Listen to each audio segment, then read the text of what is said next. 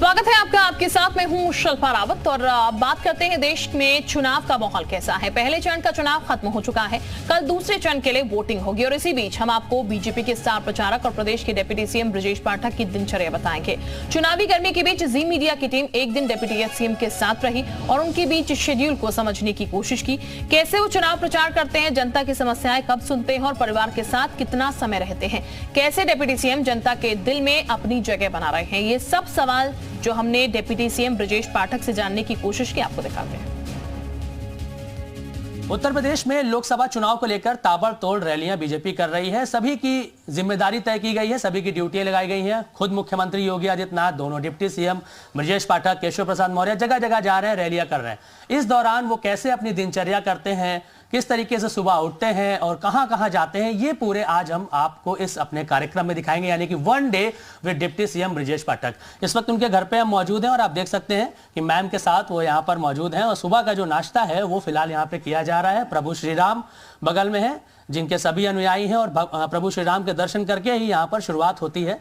Sir, सबसे पहले आपको ढेरों शुभकामनाएं। लोकसभा चुनाव से पहले जिस तरीके से लगातार प्रचार प्रसार किया जा रहा है, सुबह का नाश्ता सर हो रहा है, तो जो दर्शक हमें देख रहे हैं जानना चाहिए कि डिप्टी सीएम की जो लाइफ होती है वो कैसे होती है, सुबह उठते हैं, क्या करते हैं? हमारी जिंदगी है, सुबह 8 बजे पूजा पाठ करके नाश्ता करके फिर फील्ड पे निकल जाते हैं और दिन भर किसी न किसी लोकसभा क्षेत्रों में 1 जिले या 2 जिले पहुंच करके वहां के लोगों से बात करते हैं, जनसभाएं होती हैं, फिर देर शाम को घर लौटते हैं। तो अभी मैं देख रहा हूँ आप पूड़ी खा रहे हैं, भिंडी की सब्जी और अचार। इतना हल्का सा नाश्ता कर रहे हैं, दिन भर इतनी मेहनत करनी है, कैसे? रास्ते में गाड़ी में भोजन रहता है और सब्जी रोटी रखे तो दिन में वो खा लेंगे। दिन में सब्जी रोटी खाते हैं, ऐसे दिन भर चीजें चलता है। सुबह उठने बजे सर कितने बजे उठना होता है, क्या दिनचर्या है? हम 5:30 पौने 6 बजे उठ जाते हैं। बड़ी जिम्मेदारी आपको दी गई है सर। है ईश्वर की, ये सब अच्छा चल रहा है। चलिए मैम से भी बात कर लेते हैं। मैम, ये खाना आप ही ने बनाया है क्या? जी हाँ, खाना हमारे यहाँ जो कुक है वो बनाता है, उसमें हेल्प हम कर देते हैं और आप 8:30 बजे तक आप नाश्ता कर लेते हैं। सर को सबसे ज्यादा क्या पसंद है मैम? वो सब्जी रोटी खाते हैं, सूखा दाल सब्जी रोटी, मतलब बाहर का कुछ भी नहीं, घर का गाड़ी में भी ले जाते हैं और हर जगह घर का खाते हैं। अगर कहीं घर का खाना मिल जाता तो खा लेते हैं। आप भी मैम, मैं देखता हूँ तमाम कार्यक्रमों में जाती हैं, लगातार मेहनत करती हैं सर की तरह, तो प्रेरणा सर से ही मिली है क्या मैम आपको? जी हाँ, प्रेरणा मिली। जब सर बाहर रहते हैं तो हमारा विधानसभा कैंट है, तो उसमें जो कार्यक्रम होते हैं उसमें हमको जाना पड़ता है क्योंकि सर की ड्यूटी बाहर लगी है, इसीलिए हमको यहाँ देखना। कभी मैम नाराजगी नहीं हुई क्या कि इतना बिजी रहते हैं घर के बाहर, घर में बीवी बच्चों को भी समय देना चाहिए, डिप्टी सीएम है तो क्या हुआ? अभी बोले हैं कि जब चुनाव हो जाएगा ना तब 2 दिन के लिए कहीं चलेंगे।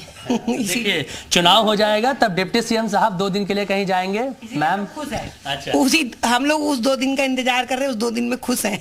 अच्छा, उसी 2 दिन में खुश है। सोचिए 365 दिन साल में होते हैं, उसमें 2 दिन में ही मैम को खुशी मिल जाती है कि डिप्टी सीएम ब्रजेश पाठक जी उनके साथ समय बिताएंगे चुनाव में। जब चुनाव चल रहा था, जब चुनाव हो गया था और जब आचार संहिता वो प्रचार बंद हो गया था, तब भी हम लोग को 2-3 तीनों बच्चों को हमको लेकर के 3 दिन के लिए गए थे बाहर। कहाँ गई थी मैम? शिमला। शिमला गई थी? कभी विदेश नहीं गई क्या घूमने? नहीं, हम नहीं गए। सर की ड्यूटी लगती रहती है, सरकारी जाते रहते हैं, पर हम लोग। फेवरेट प्लेस, चलिए हमारे माध्यम से सर से कह दीजिए कि आपकी दुनिया में कौन सी सबसे फेवरेट प्लेस है जहाँ पे आप जाना चाहती हैं उनके साथ?